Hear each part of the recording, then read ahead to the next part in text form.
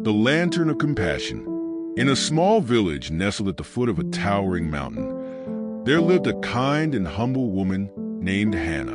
Though she had little in terms of wealth, Hana was known for her radiant smile and her unwavering compassion for others.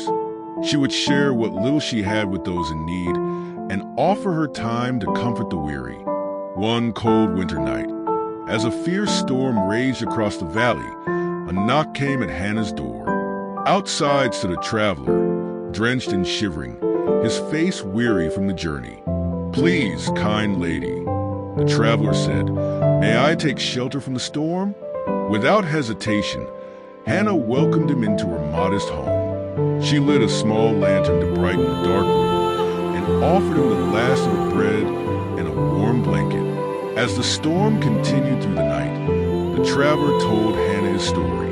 He was a merchant who had lost his fortune in a shipwreck and had been wandering in search of a new beginning. Despite his hardships, he carried a glimmer of hope in his heart. The next morning, as the storm cleared, the traveler prepared to leave. Before departing, he turned to Hana and said, "You gave me light in my darkest hour, not just from your lantern, but from your heart. I will carry your kindness with me always."